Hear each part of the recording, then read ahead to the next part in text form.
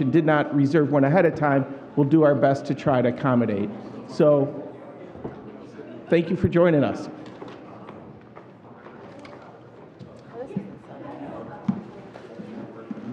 Hey, Khalid, they put mine in a box up under there, up under this, I think number 64. Before you're done, sit down here so you can watch the presentation. Oh, okay. Maybe You eat ain't. your Should we leave lunch. this on or turn it off? You're crazy. Maybe sit down and eat your lunch. Oh, okay. Get your lunch, and because you're still about 20 minutes away Okay. from presenting, Okay, excellent. and then this way you don't have to sit there and stare at each other. Okay, absolutely. Sounds good. Thanks, Matt. Thank you so much. I appreciate it. This gives me time to figure out if I left my. Thank you.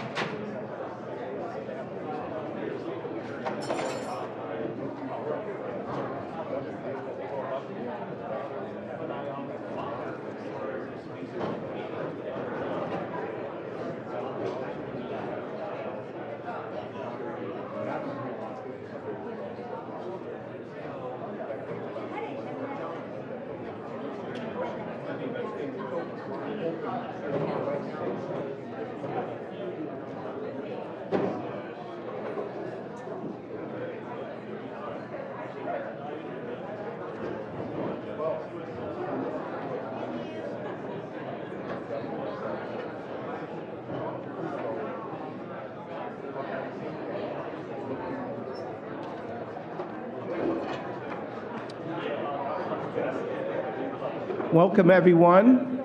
It's good to see so many people here. My name's Matt Zone, and I work with at the Western Reserve Land Conservancy. And I'd like to first thank Cleveland State University for allowing us to host this forum here. And I want to thank all of you for an interest in this issue and for attending today's forum. Just a little bit of housekeeping for those who have never been in this space. Directly behind me, behind this wall, are the restrooms. I'd ask during the forum if people could talk like you're at the theater or keep the voices down would be much appreciated.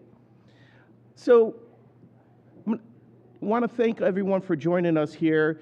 The Western Reserve Land Conservancy in the spring of 2022 applied for an environmental justice collaborative problem-solving grant from the U.S. EPA. It was a broad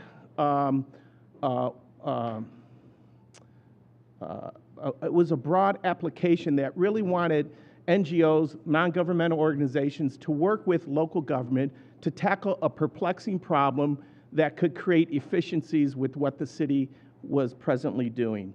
And so obviously we chose vacant land. We had the support of the previous administration in our application process, and we found word in November of 2021 that we were informed that our proposal was approved. And so we quickly started meeting with Mayor Bibb and his transition team, elevating the issue of vacant land. Mayor Bibb is very supportive. You're going to hear today from some of his high-level officials who will be on the panel. And he elevated this issue. Some of you will know when Mayor Bibb took office during his transition, he had a 100-day tracker. And vacant land was elevated to the top of that list. You know, I've been with the Land Conservancy for 3 years now, but prior to that, I spent 19 years as a member of Cleveland City Council. So I understand the perplexing challenges that the city is dealing with, but now I have a different perspective, same perspective, but somebody who works for an organization who's trying to repurpose vacant land. Just some statistics.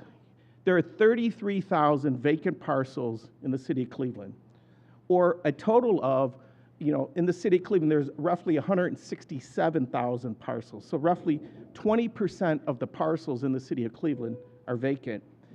The city of Cleveland itself owns 18,000 parcels roughly in their land bank. And later this morning, you're gonna hear from Director Hernandez, who's gonna talk a lot about that. When you think about the amount of vacant land by area, there are roughly 5,000 acres of vacant land in the city of Cleveland.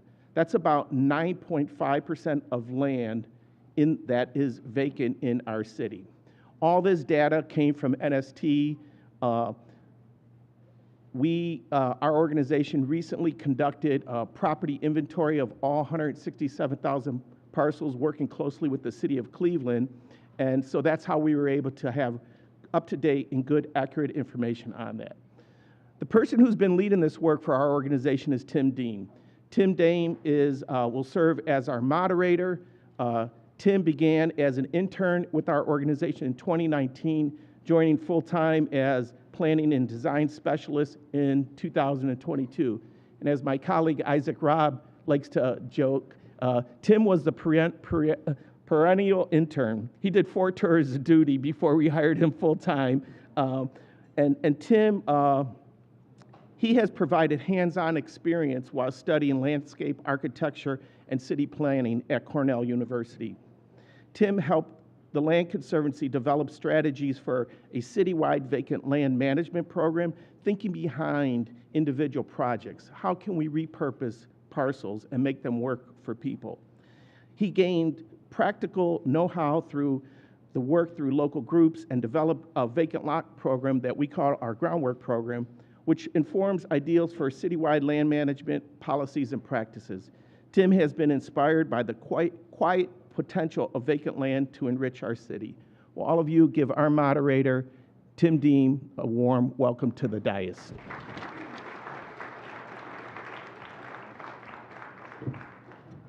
Hey everybody, thanks for coming today. One quick housekeeping note, if you brought your reusable water bottle, there's a water filling station behind kind of a stage here. And with that, I'll kind of go through an overview of what we've done through CLEVLOT and talk about our outcomes. Then we'll have a panel discussion and then open it up for Q&A.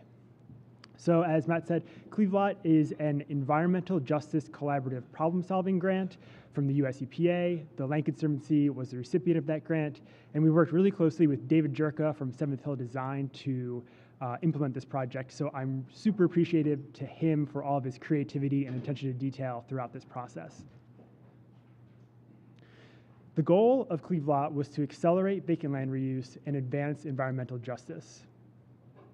To achieve our goal, we wanted to collaboratively build a set of transparent and accessible planning tools. Our approach to this was to build tools that address common pain points across multiple user journeys. To kind of understand this more intricately, let's look at one person's perspective of their vacant land reuse journey. So imagine Lucille, she's a resident. She always dreamed of transforming the vacant lot next door into a beautiful garden. One day, she decided to begin her journey, but she had a lot of questions and wasn't sure where to find the answers. She finally found the right forms to fill out, but she was never sure if her application would be accepted.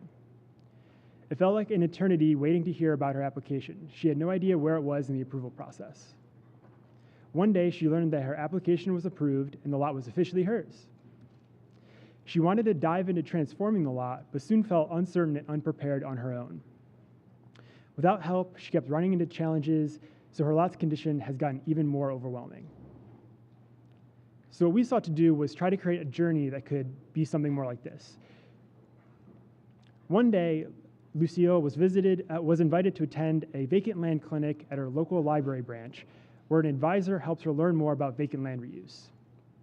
Later, she applied online through the Land Bank's website, which was easy to keep track of her application's progress. The advisors at the library also introduced her to community members who helped her make a plan and apply for a small grant. Soon, she learned her application was approved and the lot was officially hers. She got started putting her plan into action right away, picking up trash and laying out garden beds. She invited her neighbors and volunteers to help her out. Together, they overcame challenges and learned together. After months of hard work, her once vacant lot became a garden enjoyed by the entire community. So that's Lucille's experience that we tried to improve, but we also looked at people like Tiana, who's a city staff member, and somebody like Victoria, who might work at the city. By better understanding multiple user journeys, we were able to build tools that address common pain points. So to understand multiple user journeys, we really needed to have a wide range of project partners. So we were really fortunate to partner closely with the City of Cleveland, especially the Departments of Community Development, Planning, Public Works, and the Office of Sustainability, as well as City Council members to understand what are kind of the challenges at the highest level with vacant land reuse. We also had a core team of nonprofit partners as the project team and partnered with a few different academic institutions to do deep dive research into specific topics. In addition, we had over 30 other organizations, initiatives, and individuals involved providing input into the project.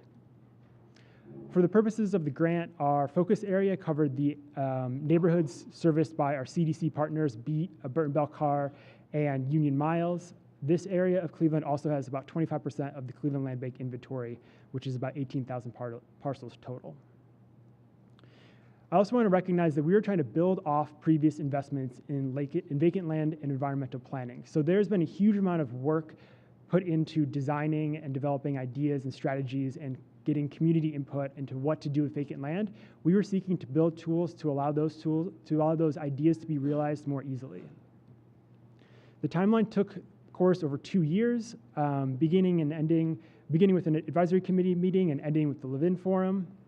We had a series of stakeholder sessions and summits, working group meetings to dive into particular parts of the problem, as well as really focused sessions with residents and some application testing. And then again, doing deep dive research with case environmental law clinics,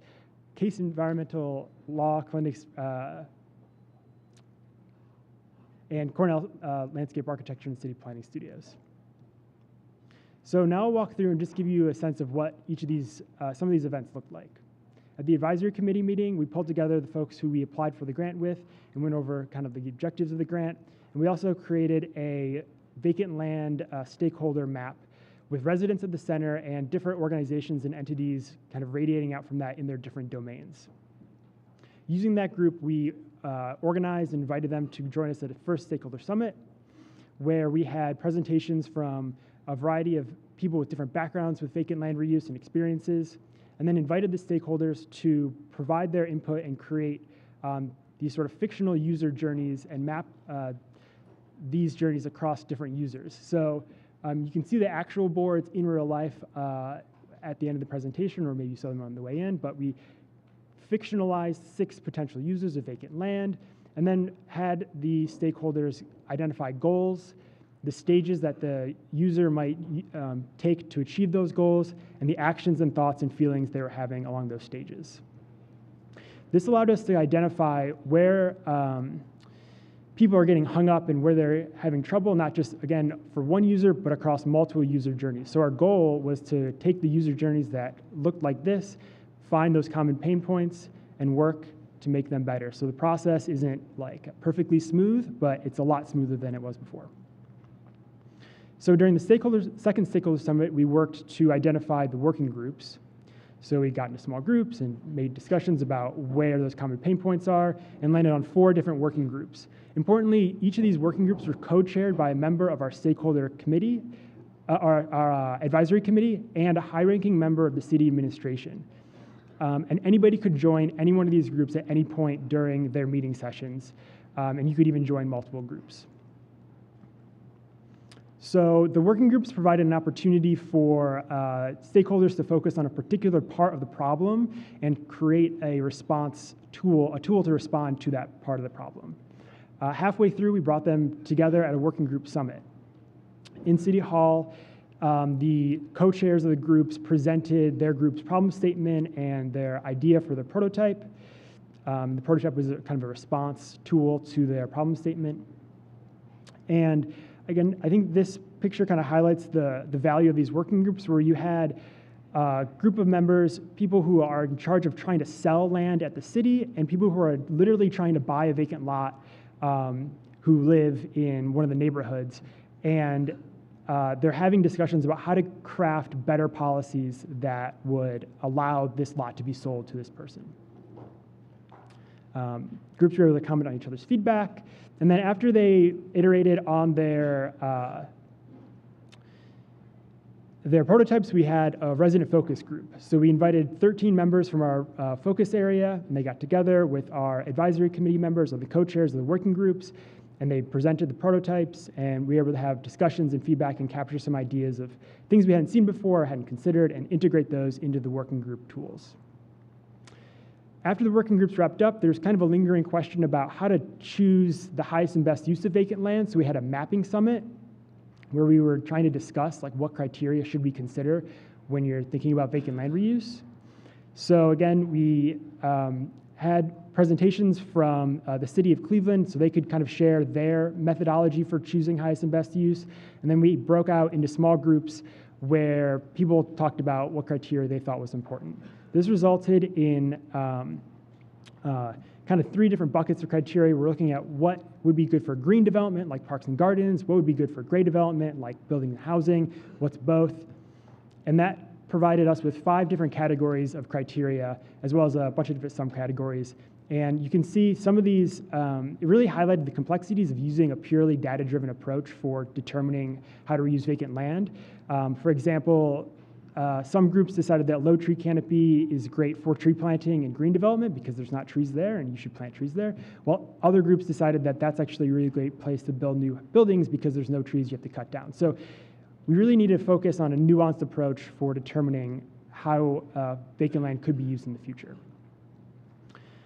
So now I'll talk about what the working group's problem statements were, as well as their prototype tools that responded to the problem statements, and how we've been developing tools and partnerships to address these challenges throughout the vacant land reuse journey.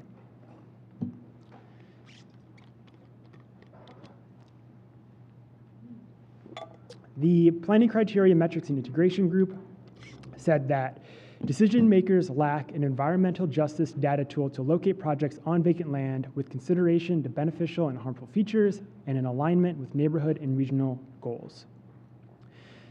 Their prototype proposal broke down this problem into one of the more basic units, which is how do you communicate about environmental justice in the planning process. So they created these clear infographics that could help describe in a community planning meeting setting what environmental justice means with things that residents might see around their neighborhood, such as dumping on vacant lots. This is continued to be advanced, and there's a parcel data planning app that we're working on developing that helps unify neighborhood planning strategies with citywide planning strategies, empowering residents to help make decisions about how vacant land could be used in the future, and creating more alignment between CDCs and the city. The policy and funding group said that the current Cleveland Land Bank disposition process is time-sensitive, reactive, and lacks strategy, causing the rate of incoming parcels to outpace the rate of parcel disposition and a steady increase in parcel inventory. So their prototype was this expedited review option, where if a parcel or application met certain criteria, then it could have an easier time traveling through the approval process. In addition, we're exploring how to create more user-friendly land bank programs that can accommodate the wide range of uses for vacant land that we've identified through our work. The Process Transparency and Community Engagement Group said that focus for residents, organizations and developers wanting to reuse or revitalize vacant land, there's a lack of clarity around the process of acquiring land from the City of Cleveland Land Bank, resulting in delays, lost investments, and diminishing trust. Their response was to create a user journey map that kind of at a high level laid out what are the steps needed to reuse a vacant lot. We've been advancing this by collecting resources in terms of online information sources like web pages or forums, as well as previous plans and reports and locations of projects in the city, collecting these different types of information to make them easier to access for people who are on their journey to reuse vacant land. And we're also working with the city to develop an online application dashboard that can provide a more transparent process when you're applying for what the expectations are. The Long-Term Stewardship and Support Group said there's no consistent system of support that provides education, planning, and resources for green space developers, resulting in high rates of project failure and an increased maintenance responsibility for the City of Cleveland when projects fail. Their idea was to create a forum an online forum where people could go ask questions, and the idea of if they get stuck, there's a really easy place where you could crowdsource information and get help. We were able to find two things that are pretty much doing this job already, so we just want to promote them more widely. One is called the Neo Farmers Google group. It's like a online forum. It was started through an OSU Market Garden program a few years ago. So that's a great place to get information if you're looking to farm on vacant land. And there's also a Nourishing Power Network at Case Western Reserve's University that has a database of like 160 people who have voluntarily shared their information and what they can contribute to help you on your vacant land reuse journey. We also are partnering with the Cleveland Public Library System to start hosting vacant land clinics at library branches. So anybody could come up and just like Lucille in the beginning of the story, she could kind of get better information ahead of time before she starts her project and then get support as she goes along. And we're gonna kick this off with a virtual help desk on Monday at 1 p.m. You can access the link on our website. So that'll have a panel of advisors that you can log in, and one at a time we'll kind of give some specialized advice to answer questions. So some of these tools are available right now. Some of them are going to take a little bit longer to develop and launch as we kind of finalize the actual selection of the tools. But you can keep track of everything on our website and access the tools that are available today, as well as learn a lot more about what the working groups developed and any other, all the events that we had are all kind of documented on our website. So I highly encourage you to look there for more information. So with that, we're gonna have a presentation now from Director Hernandez from the Community Development, and I have a little intro that I'll read. Thank you. So Director Hernandez is Director of Community Development in the City of Cleveland. She oversees the disbursement of both HUD and capital funds in programs targeting homelessness, housing improvement and affordability, and lead abatement. She also oversees the Cleveland Land Revitalization Program, also known as the Cleveland Land Bank. Most recently, the director served as a bureau chief within the Office of Long-Term Resiliency at the Florida Department of Economic Opportunity, where she managed several HUD CDBG disaster recovery and mitigation programs with a combined budget of over $1.7 billion. Please welcome Director Hernandez. I'm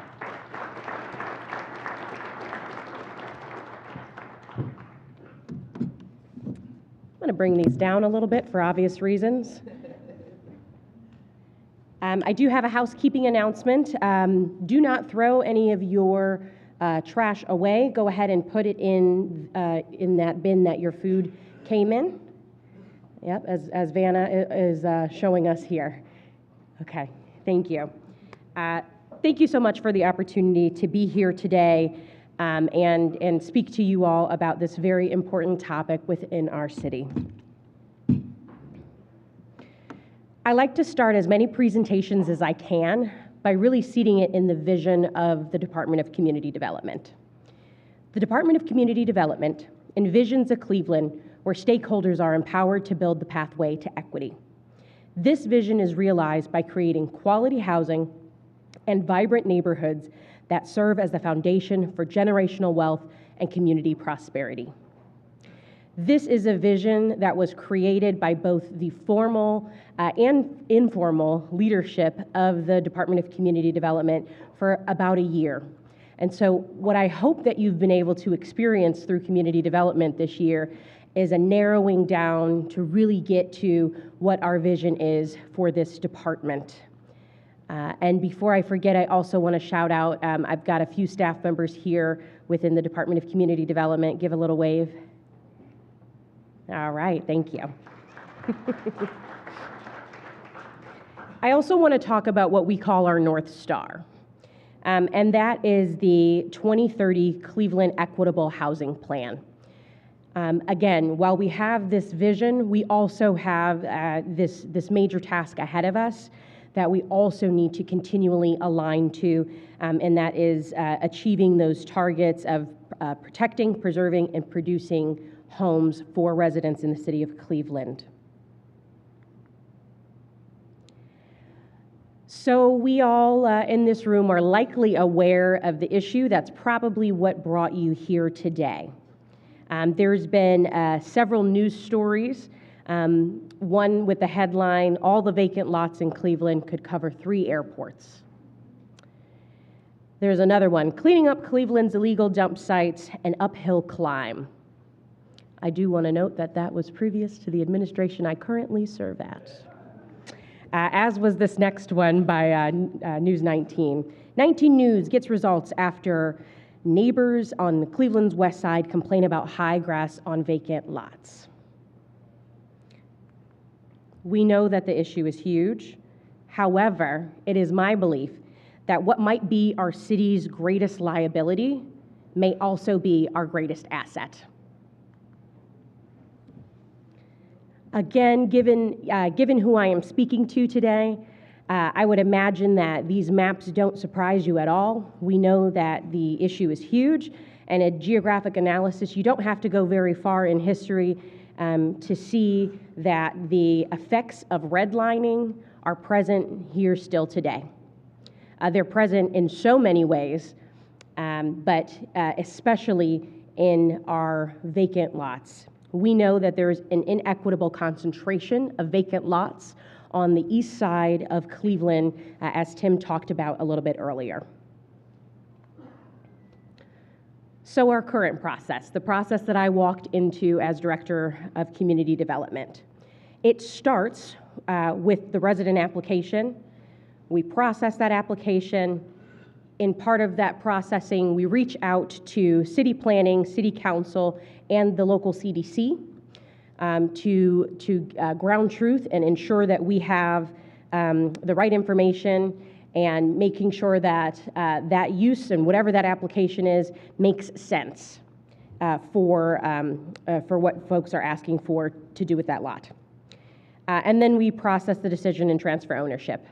There's a lot of bureaucratic process in between, there's a lot of back and forth, and there's a lot of time that happens. What I wanted to capture here is that this current process is rooted in reaction. It is a reactive process that starts from the resident application. But then I want to talk about what our new process is, and that is a proactive process. We're going to be using vacant land analysis, some of the data that Tim spoke about earlier, and then we're going to do partner input.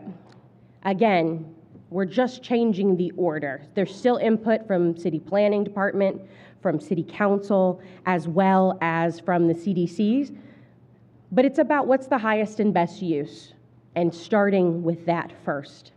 Deciding then what the best end use decision might be, right? How do we best activate this land? Is it through housing development? Is it through side lots, side yards? Is it a neighborhood steward program? Is it for land trust, green space, urban agriculture, and really anything that our imaginations we're really only limited by our imagination. We have the land. So once we get to that end decision, then we can have a new map. And that map is not just about what vacant lots are there, but we're saying, what do we want these lots to do? How do we see them best activated? And then starts really our proactive process where we'll be putting forth RFPs, be working with our partners, and have complementary programming where we can activate these lots, again, proactively, not waiting for an application to come in, not waiting for an idea, but really reversing and saying, no, here's what we want to do here. Let's reach out to the partners and let's see how we can as quickly get this land activated. And then what happens? Well, once we've already decided what it is that we want to do with the land, and we've chosen partners, or we've put these lands as, yep, we want to do, that's a perfect side lot. Well, then we can do an expedited application process. It's not going back to that 45-day process that is written within legislation, right? Because that partner input happened up front. We've already decided what we want to do with that space. And then we are able to transfer ownership. It's my belief that when we reverse this order, we'll be able to be tremendously more strategic about what we're doing with these lands. We'll be able to work very closely with our partners.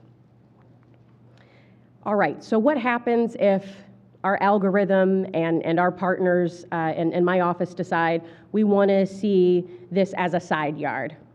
But somebody says, nah, I'd like to build a house here. Well, then that's an exception, right? And then those exceptions, we can go back to this reactive process where then we bring it back to the partners and make sure that that use and that person who's putting forth that application can get that lot if it makes sense to the group. The other thing that has changed, and this is something that we are currently implementing, is neighborhood typology pricing. The map you see on the screen is the map that we have put forth for the tax abatement process, but really what it does is it gives us a neighborhood typology. And what we use are market rate neighborhoods, middle neighborhoods, and opportunity neighborhoods. And what does that mean? So each of these neighborhoods have different needs, and we want to meet the neighborhood where they're at, right? So in market rate neighborhoods, we are going to sell the lots for $10 per square foot. In middle neighborhoods, $3 per square foot, and then 70 cents for opportunity neighborhoods. Now, what this does in a lot of ways is it is helping to incentivize those lots, taking up more lots in those opportunity neighborhoods where there is a higher concentration of lots. But it's also not about giving the lots away. This question comes up quite a bit. Why don't you just give it away? Just give it away. And I would ask you to think about when you've gotten something for free versus when you've had a little bit of skin in the game. And how you value that and how you treat that tends to be different. And so this is the new process for pricing within, and this is based off of a representative appraisal that we will continue to do on an annual basis. And so this is representative pricing based on neighborhood typology. Next, I want to talk about our preferred partner program. And so this is going to be a new program that you'll see us start to give more information early in this next year.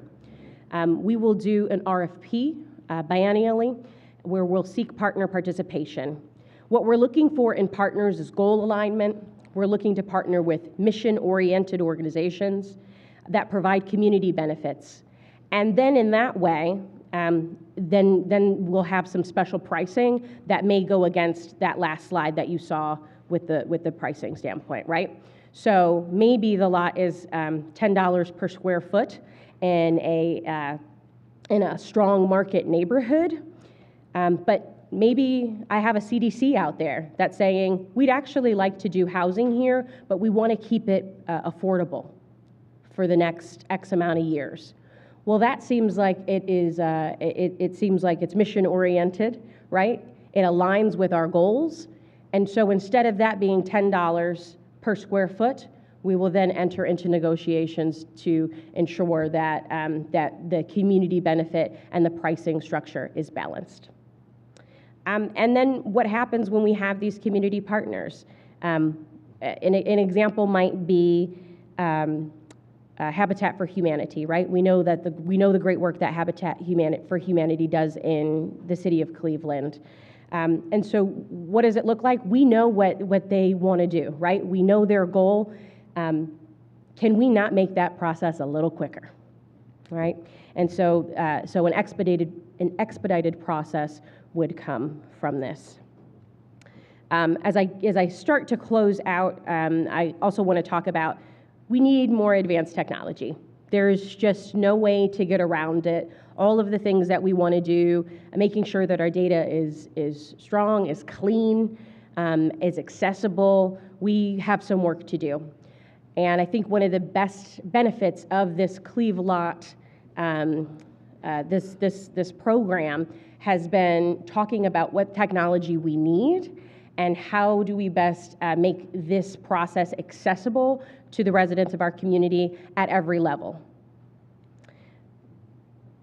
There is some examples from Franklin County here in Columbus, as well as the Detroit Land Bank. I know it's probably a little bit hard to see, but they have all of the lots there, and they say exactly what they can be used for. You can apply right online. That is the type of system that we are looking to build. Next is where you all come in. This is about envisioning complementary programming. When we look at a lot, it can go back to that earlier slide where you see high grass. It can go back to the earlier picture where there's tires, where there is trash, where there's big bulky items there. Yeah, that's what these lots could have on it. But it could also have so much more. And so really this next stage is about envisioning what can happen on these lands. Could we have art activation? Can we have a neighborhood steward program? Can we help to benefit folks that are already doing that work? Can we have a community engagement survey? What do the neighbors want to see on these lots? Let's double down on our Summer Sprouts program. Let's help our urban agriculture folks, right? Let's go beyond letting them just stay on the land and not ever own it, right? But let's give them ownership, right? Because with that ownership, with that skin in the game, we have then created value. Affordable infill housing. Let's do that. Let's maybe do an expression of interest, maybe a programming competition. How do we best activate this? What ideas do you have? What are some green interventions? Let's partner with land trusts. Let's partner with other departments within the city of Cleveland. What does aging have to say about what they want to do on a few parcels of land? What about our folks that are in the sustainability area? What about parks? And what does this look like on both a temporary and a permanent basis to really activate these lots? So I thank you for listening. I thank you so much for being here today. I look forward to your questions. This is certainly not something that is done. It is very much in progress, but I believe we're headed in the right direction. Your voices have clearly been heard, and I hope that you find that the direction that we're heading in is exactly where we need to be going. Thank you.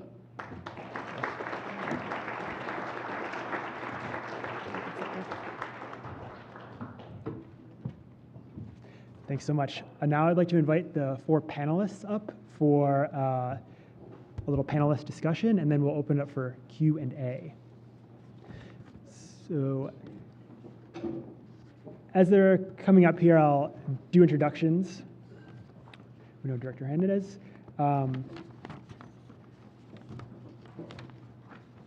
Marka Fields is the Assistant Director of the Cleveland Planning Commission, and she brings over 20 years of experience in planning and community development. She contributed to Cleveland's comprehensive plan and focuses on health, equity, and sustainability in urban planning. Antonija Harris is a Cleveland native with extensive travel experience, and she's focused on using art, culture, civics, and volunteerism to make a positive impact on residents in her neighborhood. And finally, we have Divya Sridhar, who is the manager of climate resiliency and sustainability at Cleveland Neighborhood Progress and implements climate resilience strategies in Cleveland. She collaborates across sectors, is actively involved in several environmental groups, and applies her architectural training and systems thinking to her work. So I want to start with Marka, with a question for Marka. As a seasoned planner with extensive experience in urban planning, you've witnessed significant changes in Cleveland's landscape.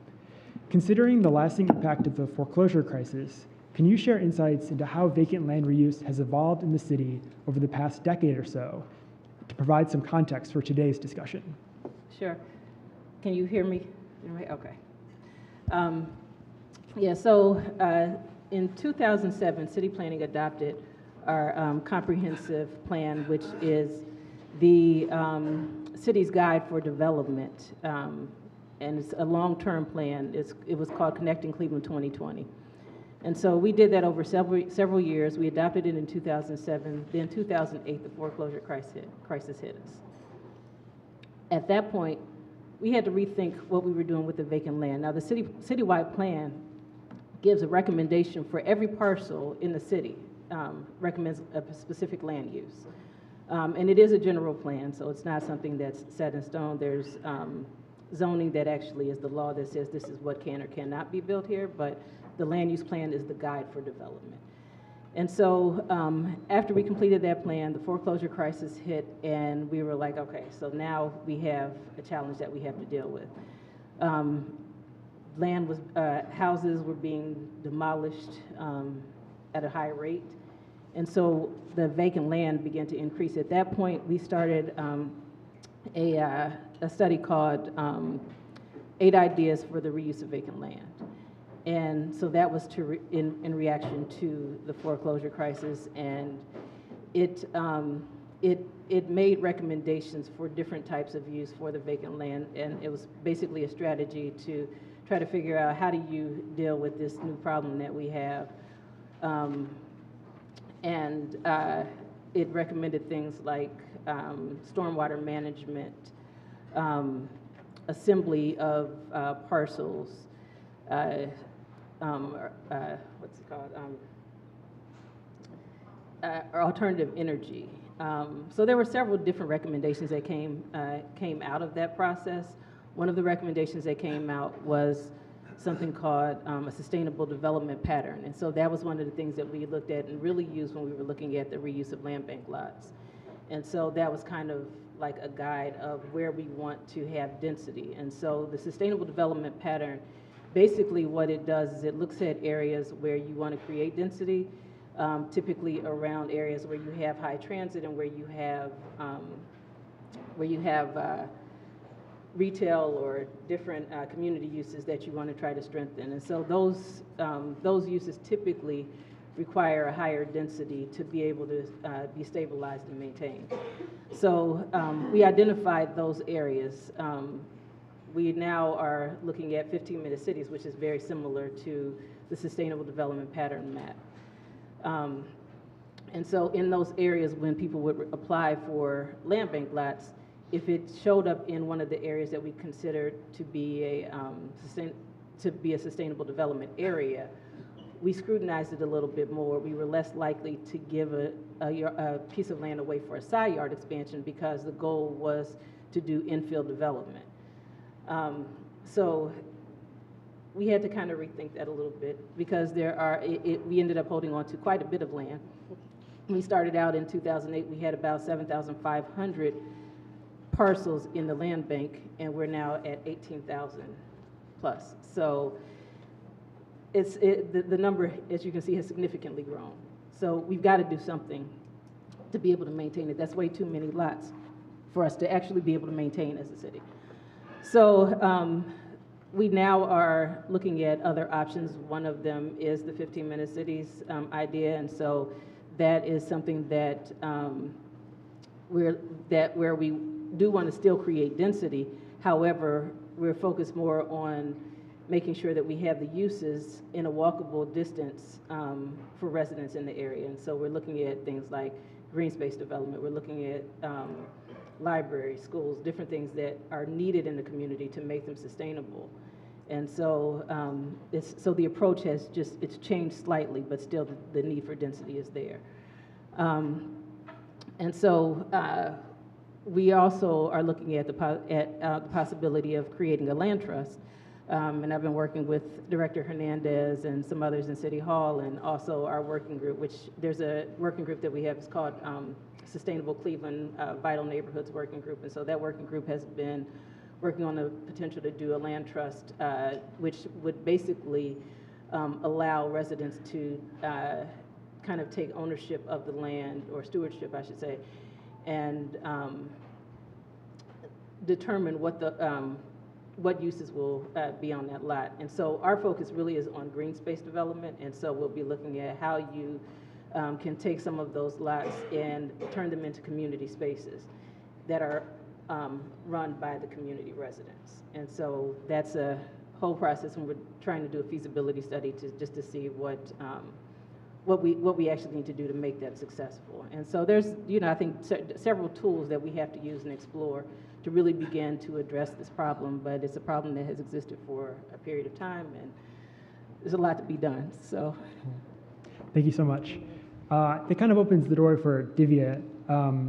Divya, along with others who have been working hard to repurpose vacant land and create plans for how it could be used, such as Terry Schwartz from the Cleveland Urban Design Collaborative, you've played a significant role in integrating sustainability into urban planning. Given your experience with previous plans and initiatives such as Circular Cleveland, the Cleveland Tree Plan, and the current decarbonization framework, can you discuss the balance between urban density, green infrastructure, and climate needs in land use planning? Thank you for that question, Tim, and thank you for having me here.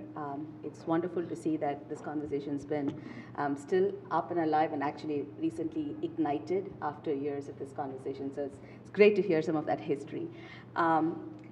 I think, so I'm going to go back to some of the basics, right? I mean, you've mentioned that some of the needs that you identified have been around selecting alternate energy, thinking about, tree canopy, urban space. The impacts of climate change, as we see right now in Northeast Ohio, are rising heat, right? We are averaging about 2 degrees. It is different in different times, right? Our summer, springtime, temperatures have increased way more than our fall time temperatures. That means we are starting to grow, earlier. So our growing season is extending. Yes, it is a detriment that we are heating. So we have to moderate for those impacts. So we are talking now about trees now in this space. Then we're simultaneously flipping it on its head. Advantage is growing season. And then the other impact that we see right now are extreme precipitation. So, there are, over the last 10 years, when you look at anomalies, extreme precipitation has grown about 16% in the last, 10 years, 26% the last 100 years. So really the maximum growth has been the last 30 years, and I think we're going to see that happen. We know the impacts of that extreme precipitation, right, and the flooding. It's not just for our lakes and algal blooms. It's flooding our neighbors' basements, and that trickle down is causing mold for them. That's, that's causing indoor air quality problems. Their structure is not stable anymore. They're disqualified from several other programs that have some predetermined processes. They cannot apply for other things. It's a nested system here. On the other hand, very visibly, we know transportation's cut off. For some of these people, they can't get to work. So we have to start thinking about it from the green infrastructure side. So when we're thinking about land disposition, it's advantages of growing season, but now we can start to think about how do we plant our trees, where do we plant our trees. We also need to significantly think about those places with our abundant land where we should not be building anything. The opportunities there, like regular green infrastructure work, moving away from just permeable parking lots, right? We got to think a little bit more creatively. Also using these as ways for us to double down on how these things need to serve our neighborhood needs, whether it is solar panels, solar farms that is either owned by CPP or community owned, whatever those criteria might be. We've got to stack them. They could be these green infrastructure uses, they could be, stack them with energy uses, grow trees on them. There is room for, corridor spaces. It's all neighborhood specific, right? You could see where you need to have access to some of these food access.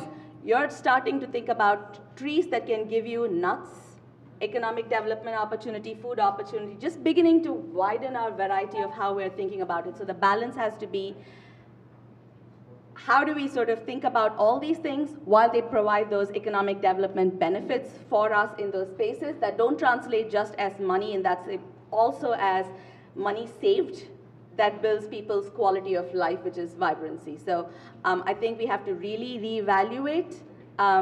The TOD plan is excellent because we've all been talking about it for a while now, and it's like music to our ears to hear about the process changes, about the planning improvements, all those things coming to light because of this. But I think this just opens up the door for such intentional planning and keeping in mind that the city is backing. Community has asked for all these things, and there are people who can now come up with solid plans for how we can actually implement them, and then using this as ways to balance out our land use planning with the criteria planning that we are talking about with all these tools. What can each of these pieces of property do in these varied uses? That was brought up. Cool. Thank you so much. And I'm going to take this opportunity to shed a little light on the Land Conservancy's work, because it kind of helps illustrate Divya's point that while there are really big challenges like climate change that can be addressed through vacant land reuse, those can be integrated into creating spaces that improve people's quality of life in their neighborhoods. It doesn't have to be some sort of large infrastructure type project. For example, on the closest board to my left is the Ubuntu Gathering Place, which includes a stormwater grant, was used to help fund it, and has captures stormwater off of Shaker Boulevard and filters it rather than sending it through the sewer system. So that the Land Conservancy helped develop in partnership with East End Neighborhood House, and it provides a really great community gathering space where there used to be like an old Saab dealership. I'm also being told there's 10 additional lunches, so I would defer to Matt Zone, if you know where he is, if he can raise his hand to kind of figure out how to portion those. On the topic of kind of increasing quality of life and creating spaces that are really community-centered, I want to highlight Antonesia's role in CLEVLOT. Antonesia has transformed a vacant lot in Huff into a vibrant gathering space, art gallery, and event venue. It's really like a third space to foster community by bringing people together. Antonesia, I was wondering if you can speak about how CLEVLOT's collaborative approach united diverse stakeholders around common challenges. How did you find this process beneficial in terms of achieving clear goals and making tangible progress? Oh, the CLEVLOT project has been phenomenal. I think that one of the things that I recall from one of the earlier meetings that I attended was people sort of looked around the room and said, oh, we're all here. This is the first time that we're all here. There was representation from every organization and from community members that are concerned about land use in the same room. And I don't know for sure, but it seemed like it may have been the first time. I think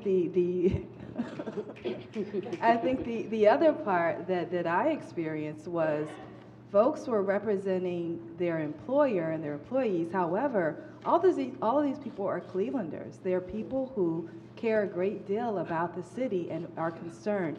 And so it was not simply like an experience of representation from organizations. It was neighbors. It was community. And that felt really great. And I think that the work that you and David did on this project was just excellent.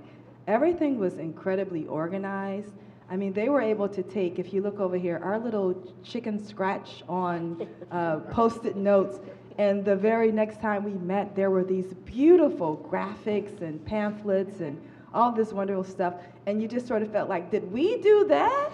And so it was just really, really great to be a part of that project in that way. The other thing was that what I find to be true is when you have people in an area, the exchange of information, it just flows. And so there was someone that needed rain barrels, and someone else said, oh, I know how to get you rain barrels.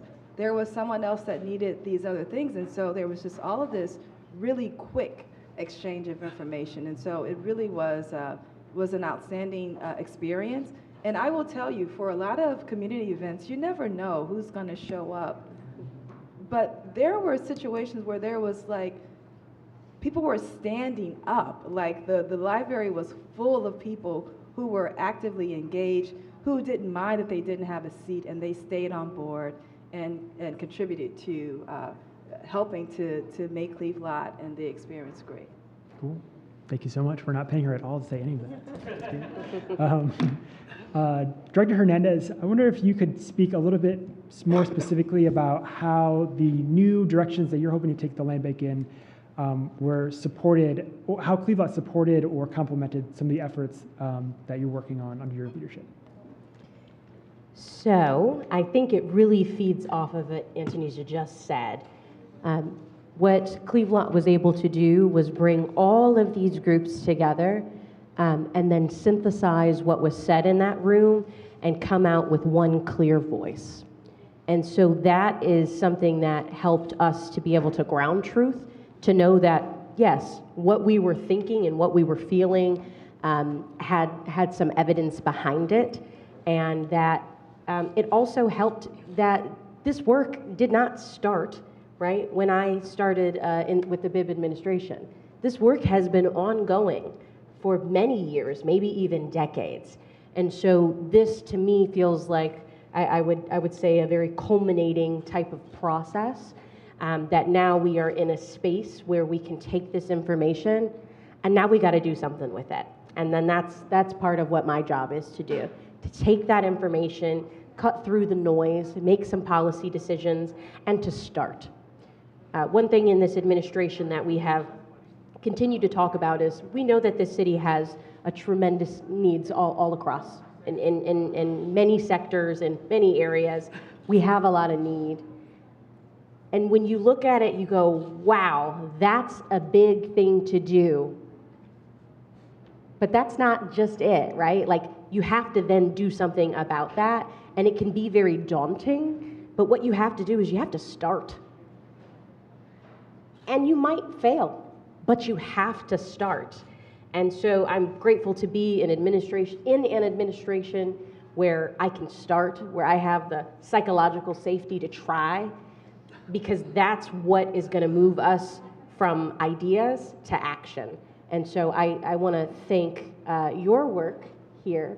And really, this event is not just about the Land Conservancy. It's really about all of you. I mean, how many of you saw your own pictures in there? I saw you in there. I saw you in there. Right. So it's important work. It's community driven. And I'm grateful for the opportunity to have been a part of it. Cool. Thank you so much. I think with that, we'll open it up to audience questions. And we are live streaming this, so make sure you speak into the microphone, even if you think you have a loud voice. The people online will need to hear you with the microphone.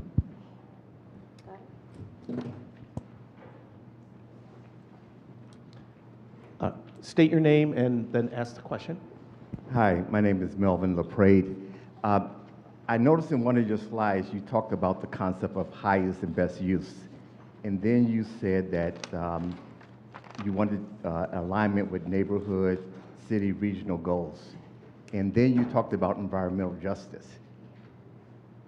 I just want to ask a question. Part of environmental justice is also restorative justice, right? And by that I mean it's the process by which those who were most affected in harm.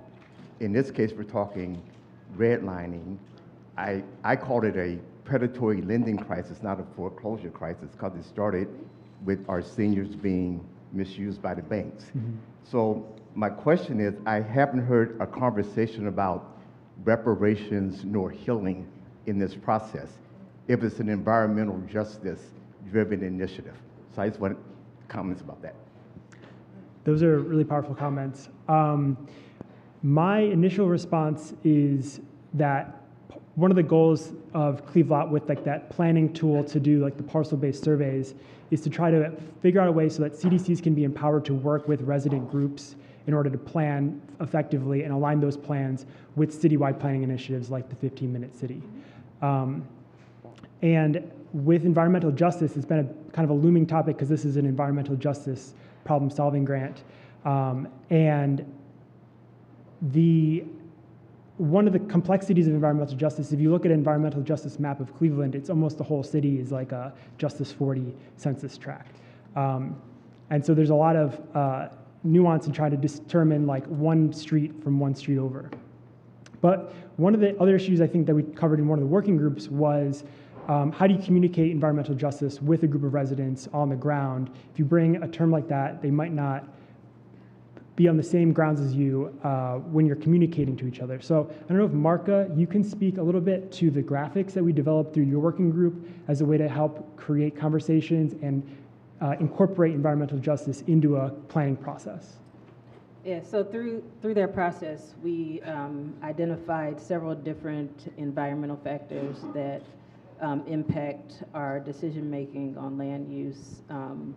And one of the things that we thought about was just being able to convey that to the residents and to be able to get residents to be able to make informed recommendations to us. And so helping them to understand what those environmental issues and challenges are and really kind of bringing together the people who could address those challenges, I think is kind of what the goal was. And so we looked at all different types of environmental issues, air pollution, looking at areas where there's brownfields and several different like contaminants that are in the air. And so the tool that we were looking at would allow residents then to have access to that information to understand like what are the conditions that exist in my neighborhood, and then we work together with the city, with the residents, and other partners to try to address those issues. Could I just add a little bit to that, please? I think one of the things is when we're talking about environmental energy burdens, right? About 50% of our Cleveland residents live in about 6% energy burden. That means they pay 6% of their energy into their bills, and that's a huge amount. And a huge number of them. There is a third of them who pay 10% of their annual income into this. When you have these kind of planning tools where people can see for themselves overlaid maps and visuals and graphics, ground-truthed by their experiences, then now you can start to think about those localized solutions in those neighborhoods, right, that you're able to start thinking about.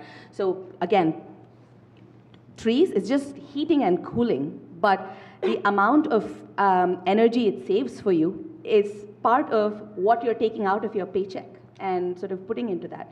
So thinking about localized solutions, thinking about those other things that we don't see except in those bills are also a huge part of this. And I think the tool can sort of, if we start using planning criteria effectively and using processes like the expedited process that you talked about, that is a huge part of a benefit.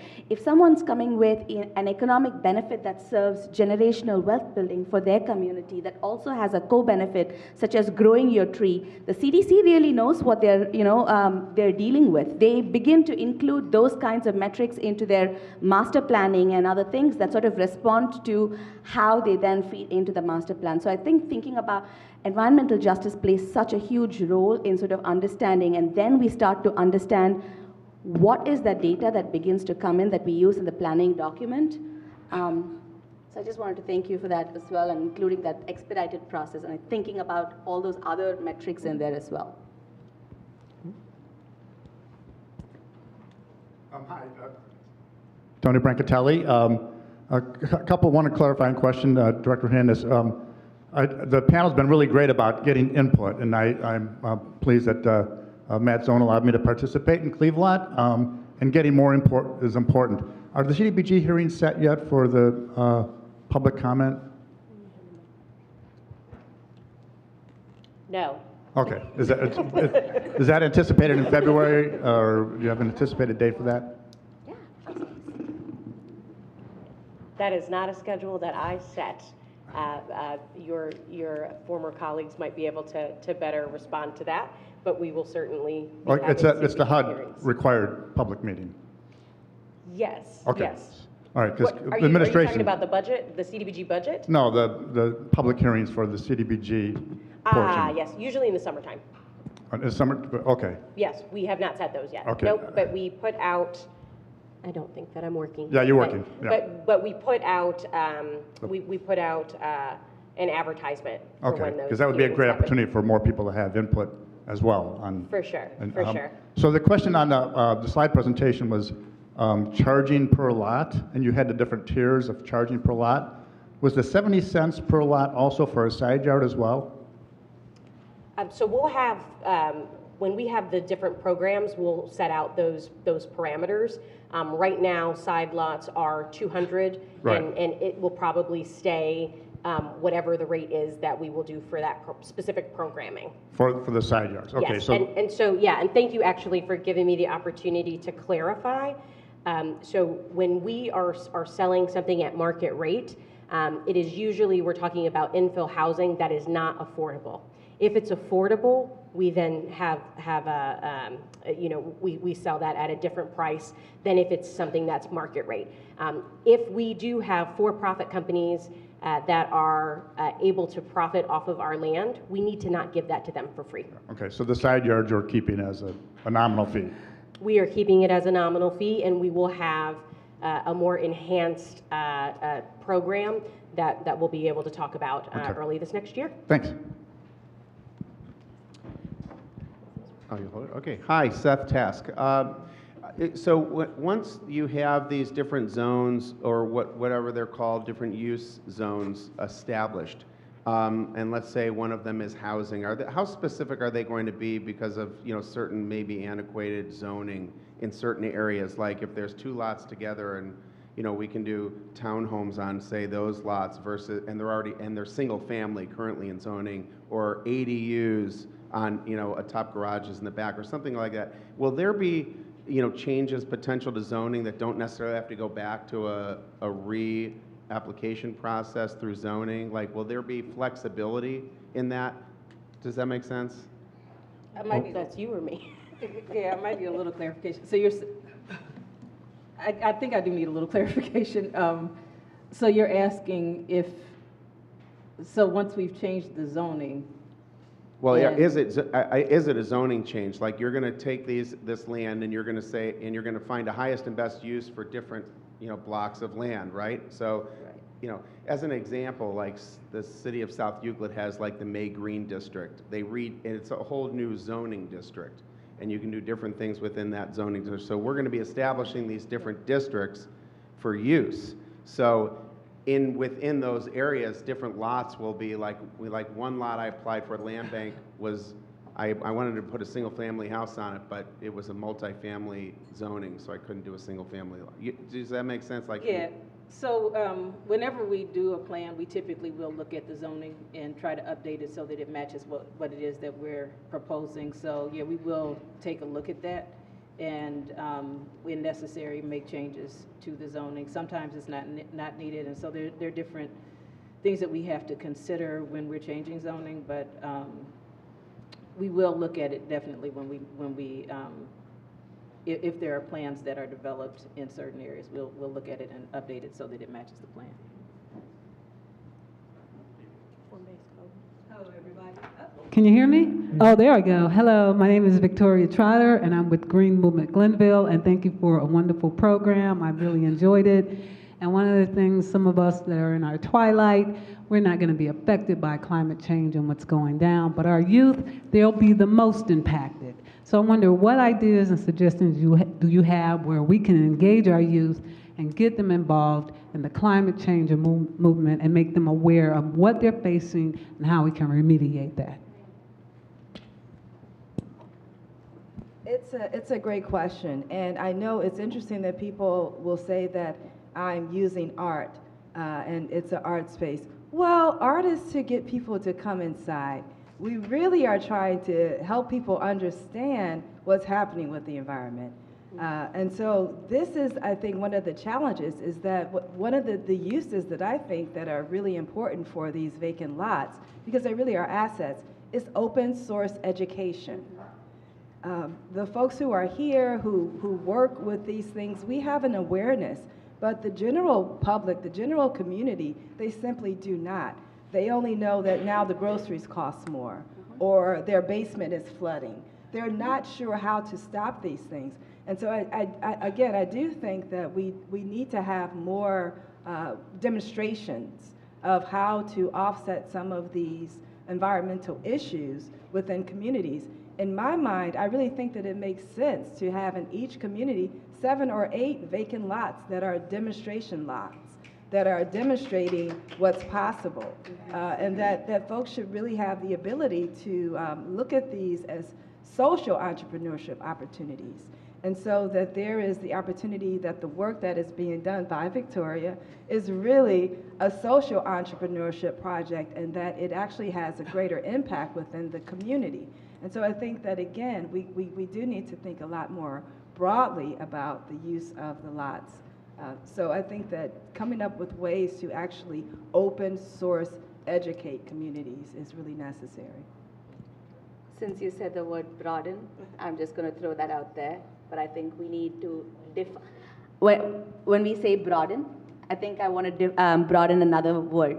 What do we mean by a developer, right? We're sort of talking about what are youth thinking about right now in terms of climate change. What does job change look like in that time?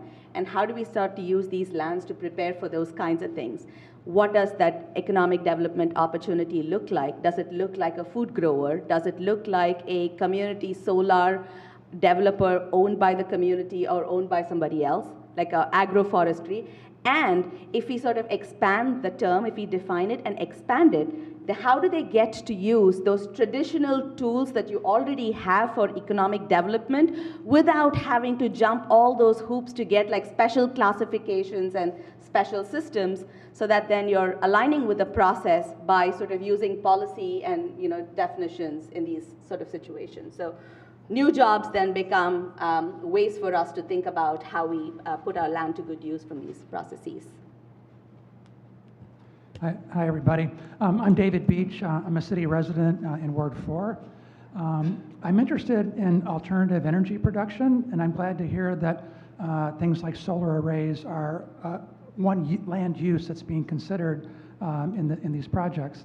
And my question is anyone working with Cleveland Public Power to encourage them to start identifying where in the city it would make the best sense to, for large solar production based on their existing power lines, their substations, and factors like that? We should be mapping out those resources to determine what sites should be reserved now for alternative energy. So we have, as far as I know, we have not been working with them on that specific subject. However, we will be starting up our citywide plan and fairly soon, and as we do that, we engage several different partners on that, which CPP would be one of them. And so through that process, very likely we will begin to talk about that. I mean, we went through a symposium of 21st century cities, and so looking at like the future and how technology and energy use and different things will impact the way that we develop. And so those are some of the things that we'll be bringing into the new citywide plan once we begin to do that update. And so, yeah, those are things I think that we will be looking at.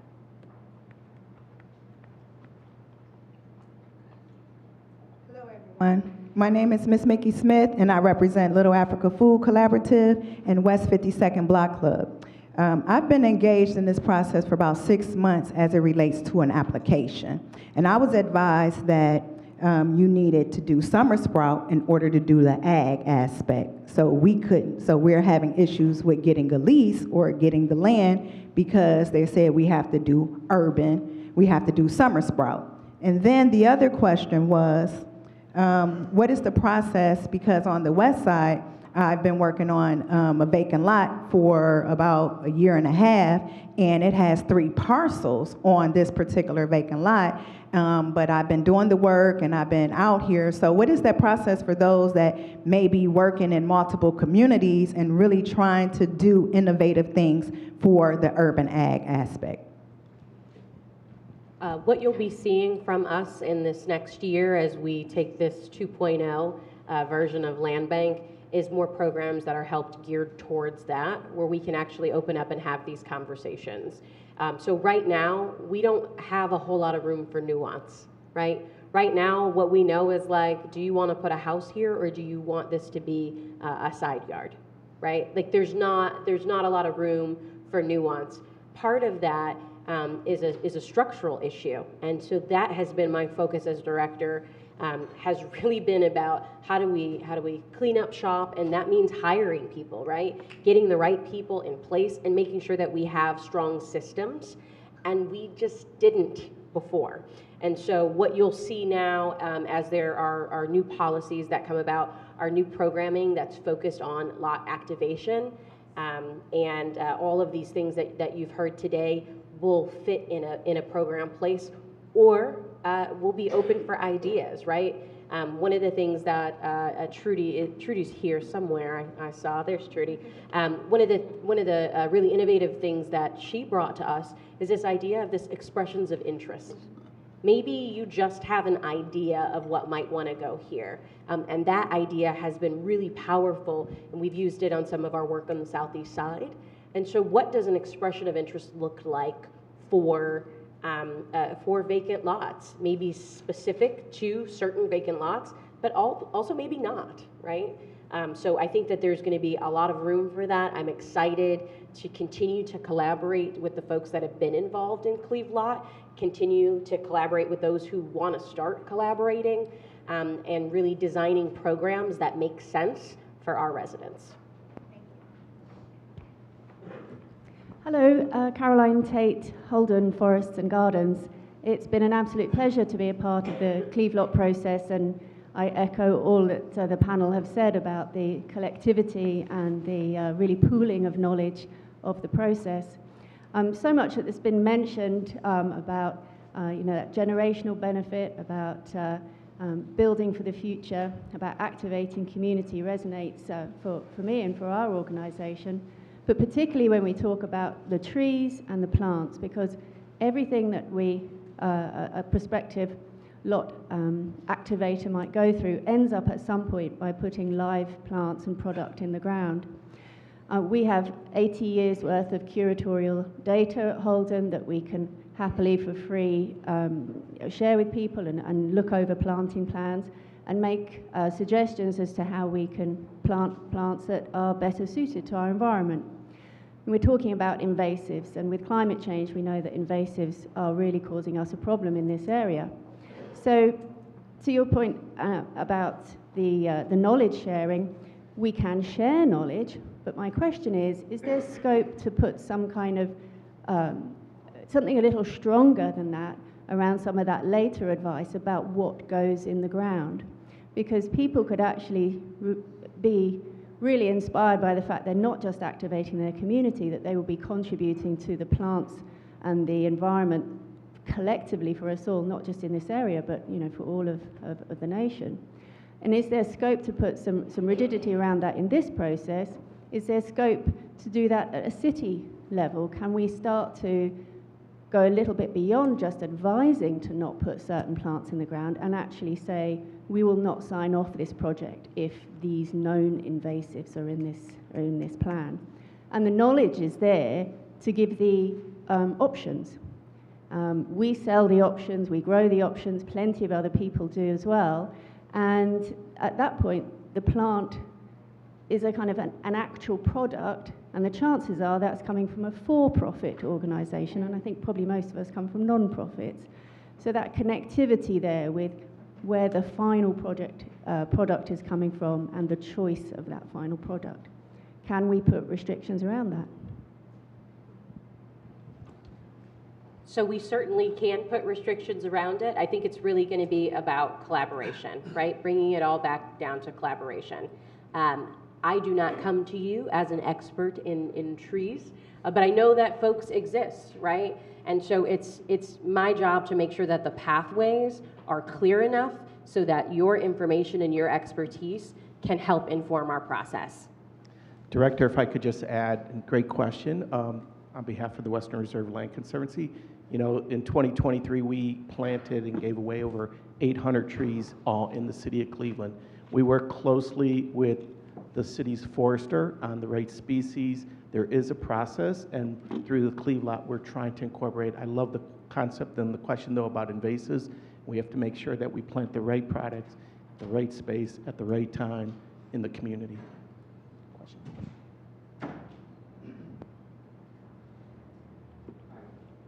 Hello. Hi, my name is Lee Chilcote. You've talked a lot about the supply side and how to make vacant lot reuse more strategic and cut through the red tape. I'm just curious about more about the end users. Where does the demand come from? What are some of the end uses that you're seeking? And just in terms of the land bank now, do you have a backlog of applications? Was the question, do we have a backlog of The answer is yes. The answer is yes. And it goes to part of what I was talking about, the last answer that I gave about making sure that we have the right staff, make sure that our staff have the right tools in place so that we can really help to automate the process and take down that backlog. So a big task that we've been doing this year is bringing down that backlog. So the answer to that is yes. As far as end use, I think it's an open book, right? I think that is what's, you know, that as I talk about this, you know, we're only limited by our collective imagination. We have the land, but what we need are ideas, and then we need folks to really do that work, right? It's not enough to have the idea. It takes a lot to be a steward of these lots, and so. End use that we are used to are the ones that I mentioned earlier: side lots, infill housing. Those are things that you'll continue to see, but not exclusively that, right? What are these other things that we can do? What are some art activation? What are some programming that we can bring to the table? And again, and I think we have been less comfortable as an organization with like temporary uses, but you know, what if like a summertime thing, right? We can do something there in activating this lot. It's going to be, it has to be based in the neighborhood, right? Like it has to come from the neighbors. It has to be what the neighbors want to see. And so I can't speak for 18,000 parcels, but what I can say is again, for me, what it's about is, are we accessible? Do we have good process? And can we better deal with the nuance that's necessary for us to be able to process applications and really get these lots into the hands of folks that want them and will be good stewards? Hello, my name is Jeremiah Triplett. And when you talk about your new process, and we are there, and you have all of these lots that can be purchased or invested in, you're going to have a plethora of organizations and investors from around the country that want to invest, right, in these properties. What incentives are there? Are there currently any incentives that would incentivize organizations and businesses to want to invest and bring up the quality of those neighborhoods? For example, my job with Village Capital Corporation is to connect small businesses with resources. And I met a developer who is currently not from Cleveland, but is developing on several lots of land, but they can't get any assistance to help with the underground infrastructure that's already depleted, right? So what incentives are there currently, or can there be any incentives to allow that would want these investors to invest and bring up these communities? So in the Department of Community Development, we have several incentive programs. So we have tax abatement, which which lowers the amount of taxes that you're paying for 15 years on, so there's some complementary programming there, right, with that program. But we also have gap financing, so if a developer comes in, if they are, particularly if they're doing affordable housing, we have programs that can complement. And so again, as I bring it back to what, like, fixing the structure of the department, we're also just now in the throes of a comprehensive reorganization.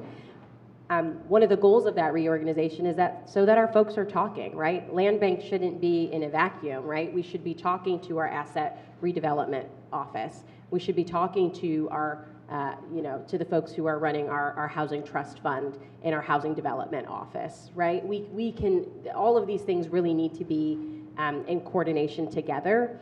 And I think for me, by making sure that we keep to that vision of the department, that collaboration is going to become easier and easier.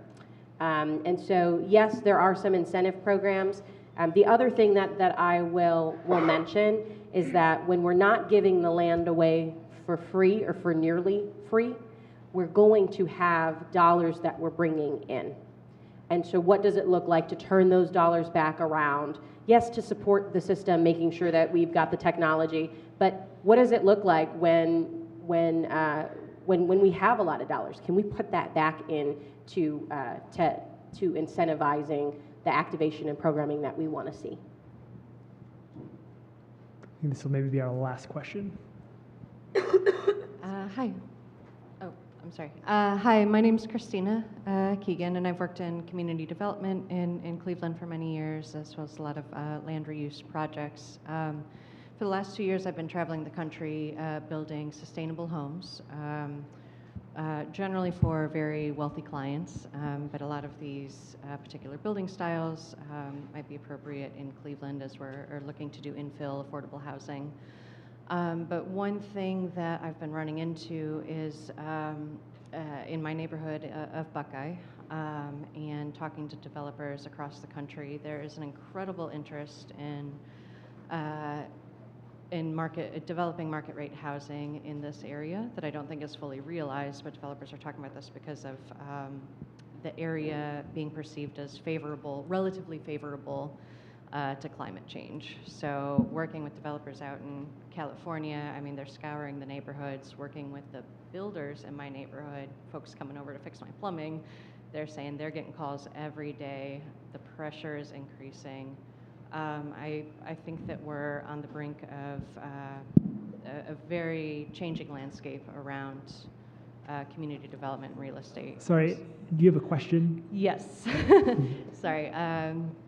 I am wondering, kind of real talk, what's different now in our vacant land reuse plans from when the same players are involved 10 years ago? I was in these rooms too, around what wealth building, reparations, and balancing affordable housing actually looks like in our communities, rather than policies that focus on increasing the market rates of housing more generally, are not targeted to the people most impacted by the foreclosure crisis. I'll just start off by saying that I think there are a lot of new people in the room, actually. Director Hernandez just started last year. And I know there's a lot of other folks in leadership positions in the city, in public health, and other places that are helping create more equitable policies throughout the city. But I'll throw it over to one of our panelists to maybe speak to what they think could be the future of vacant land reuse in the next 5 years.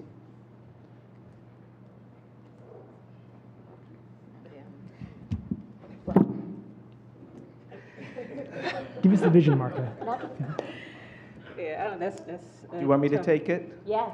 Go ahead. Christina, great question. I will tell you, having spent 19 years inside the belly of the beast as a former Cleveland City Councilman, and to see how far the city has come with thinking about disposing of vacant land, it's light years.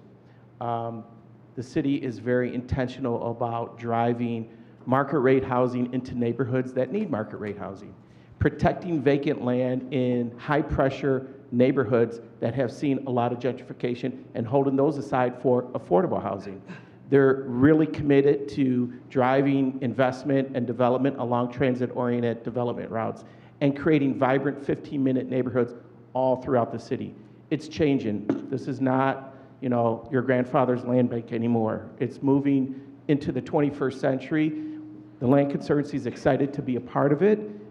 We have been engaging hundreds of people and had dozens of meetings over the past 2 years to make sure that the community's voice is represented, and as the city redesigns this, that it's co-created for the betterment of people and public policy moving forward.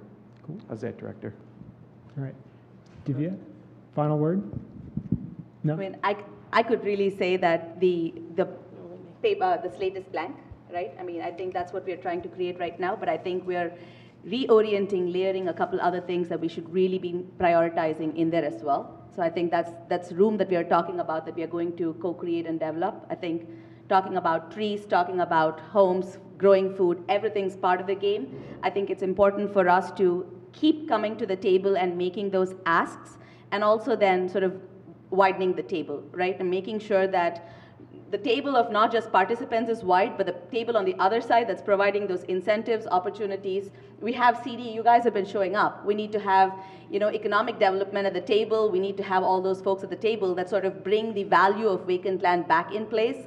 And then when sustainability then is not an isolated thing, it's now getting value coming in through there, because it's going to be a future conversation. It's a protective gap, it's a risk conversation, it's a more economic conversation. I think we need to make those shifts. So the vacant land reuse is going to shift in ways that can recognize, and I think we will see that we're going to, there is reception to it. We're going to keep working on that together. So. And I can't help. I've got to pick up on this. Isn't your grandfather's land bank? Can we just take a look at this panel of women of color? I'm just saying, like, we are absolutely in a new era, and it's fun. I'm excited about it. And Tunisia, final word. My final thoughts, I would say what's really important in any aspect is to look for the bright spots. There's a lot of conversation about what do people want, what do we think? Well, you actually have people who have the vacant lot projects, who've had projects for many, many years, and we don't seem to know who they are, where they are, or what they're doing. And I just think starting with that group of people is so incredibly important, because these people are on the ground and they actually know what the community wants, because the community is coming in and engaging with them. And so I think that one of the first things that we really need to do is to find these bright spots and figure out and communicate with them to find out what they need and what has been their lived experience as we look forward to developing other programs and projects related to land use. Cool. Marka, final words?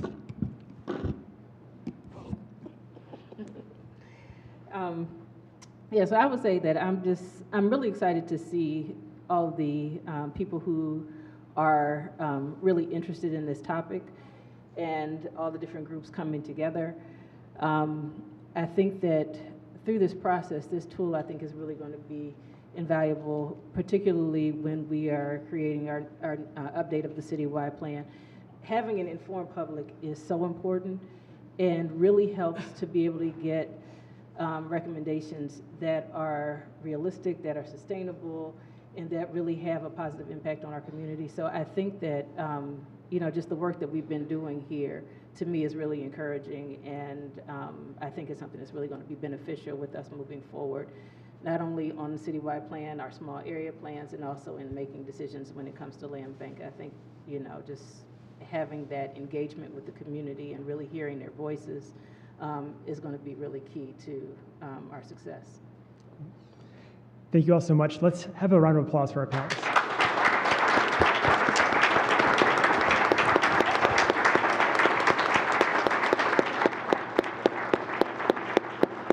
Cool. And thank you all so much to everybody who's participated in CLEVLOT over the past couple of years. Really appreciate your time and expertise, and we'll see you next time.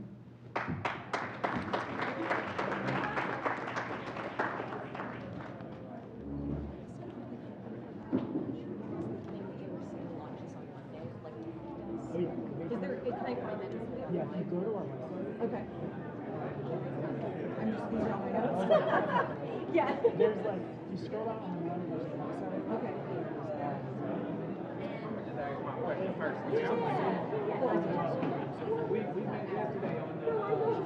Okay, cool. Is there like information, like, I basically we're probably gonna write it up. Okay. And make an announcement, like, yes.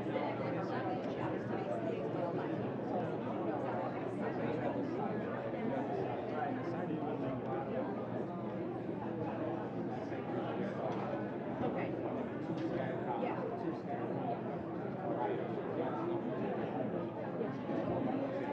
Okay. Yeah.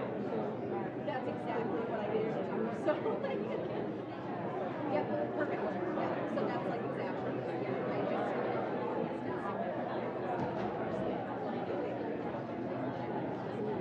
You know, reactive